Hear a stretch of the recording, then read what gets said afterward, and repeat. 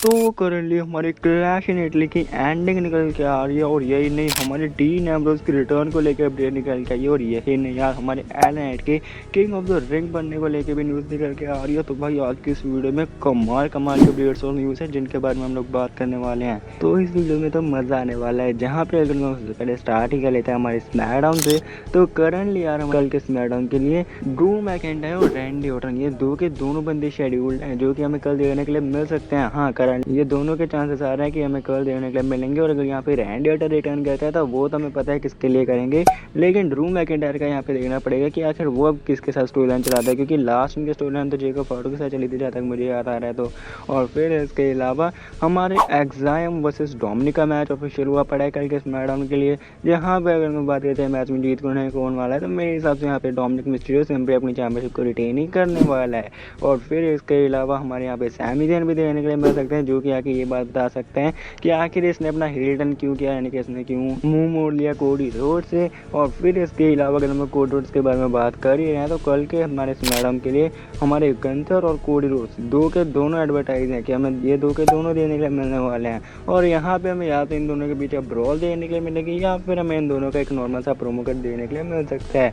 बाकी कुछ भी हो इसमें ज़्यादा तो मज़ा हो सकता है आप लोगों का, मुझे तो भाई इसमें कोई ज़्यादा इंटरेस्ट नहीं है। और फिर इसके अलावा ये तो स्मैकडाउन के बारे में थे। अब हम लोग बात करते हैं रियल अपडेट्स और रूमर से, जहाँ पे सबसे पहले स्टार्ट ही कर लेते हैं हमारे डीन एम्ब्रोस के रिटर्न को लेकर। तो करंटली हमारी जिना हाउस ने इस बात को बोला है कि जैसे कि सबसे पहले लोग कहते थे कि सीएम पंक नहीं आएंगे, सीएम पंक आ चुके हैं। फिर इसके अलावा उन्होंने कहा था पेज नहीं आएंगे, पेज ने रिटर्न कर दिया है। तो क्या अब नेक्स्ट बारी है हमारे डीन एम्ब्रोस ए जॉन मॉक्सली की कि अब वो हमें अपना रिटर्न करते हुए देने के लिए मिले WWE में।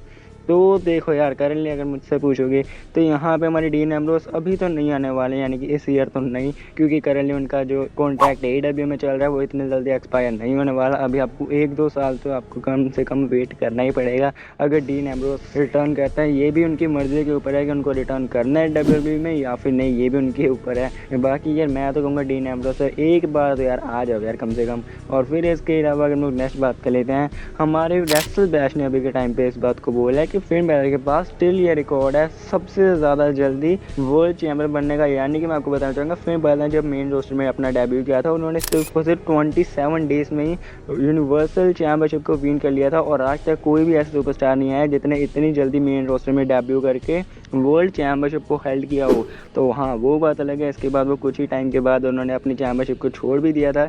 लेकिन कुछ भी हो ये रिकॉर्ड तो कम से कम हमारे फिन के नाम है। बाकी मैं तो चाहूँगा यार ज़रूर एक बार फिर से हमारे फिन बैलर वर्ल्ड चैंपियन बने, और ये पहली और आखिरी बार था अभी तक जब हमारे फिन बैलर वर्ल्ड चैंपियन बने।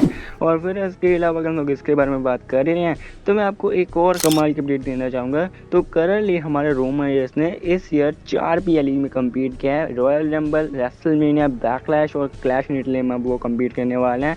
तो यहाँ पे इन 4 के चारों में रोमन ने मैचेस लड़े और चारों को मेन इवेंट किया, मतलब रॉयल रंबल को मेन इवेंट किया, फिर रेसलमेनिया को मेन इवेंट किया, फिर बैकलैश को, और करंटली क्लैश इन इटली को मेन इवेंट करने वाले हैं। और वैसे सिर्फ मेन इवेंट ही नहीं किया, इन्होंने इन चारों को जीता भी है। तो हाँ हमारी ट्राइबल चीफ का इस ईयर तो अलग ही लेवल की ग्रेटनेस चल रही है। बाकी देखते हैं ये ग्रेटनेस कम होती है या फिर नहीं।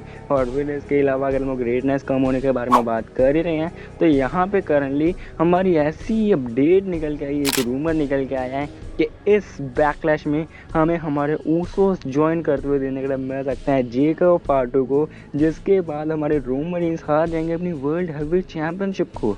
तो हाँ करंटली ऐसे रूमर निकल के आया है एक, जो कि यार वट इफ भी आप बोल सकते हो। और अगर मैं बात करते हैं कि ऐसा होने वाला है तो हम सभी को पता है ऐसा तो नहीं होने वाला है, यानी कि ऊसोस अपना हील टर्न करेंगे, इसके चांसेस आई थिंक कि काफ़ी ज़्यादा कम है। हाँ हमें यहाँ पे जीरा फाटू वगैरह किसी का रिटर्न देने के लिए मिल सकता है, लेकिन ऊसोस हील टर्न करेंगे मुझे इसके चांसेस काफ़ी ज़्यादा कम लग रहे हैं यार। आप इसे सिर्फ और सिर्फ एक वट इफ मान के चल सकते हो।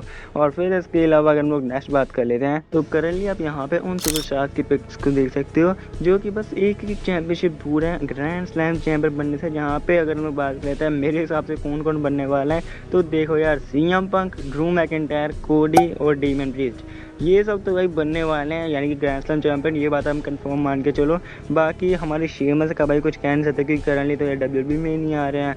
और फिर इसके अलावा सैमी ज़ेन और शिंसुके नाकामुरा दोनों के पास ग्रैंड स्लैम चैंपियन बनने के लिए जो चैंपियनशिप इनको चाहिए वो है वर्ल्ड चैंपियनशिप। और मुझे नहीं लगता है कि करंटली ऐसे अपडेट्स और बैक स्टेज प्लान्स हैं इन दोनों के चैंपियन बनने के लिए। सैमी ज़ेन को तो फिर भी एक सेकंड के लिए बोल सकते हो, लेकिन शिंसुके नाकामुरा का मुझे नहीं लगता है। और फिर इसके अलावा अगर हम लोग नेक्स्ट बात कर लेते हैं हमारी LA नाइट के बारे में, तो हाँ यार करंटली हमारा LA नाइट फेवरेट चल रहा है king of the ring tournament जीतने के लिए, यानी कि LA night currently favourite superstar चल रहा है जो कि हमारा किंग ऑफ द रिंग जीत सकता है। और फिर इसके अलावा हम सभी को पता है ये किंग ऑफ द रिंग जीतेगा तो ये किसे चैलेंज करेगा, ऑब्वियस सी बात है, तो ट्राइबल चीफ रोमन रेंस को।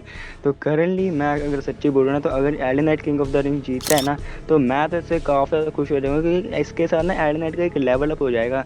बाकी हाँ करंटली रूमर्स और अपडेट्स के अकॉर्डिंग तो भाई हमारा LA नाइट जरूर से विन करने वाला है। बाकी क्या आप LA नाइट को विन करते हुए देखना चाहते हो या फिर नहीं, वो जरूर से बताना कमेंट सेक्शन में। मैं मिलता हूँ नेक्स्ट वीडियो में, तब तक के लिए बाय बाय।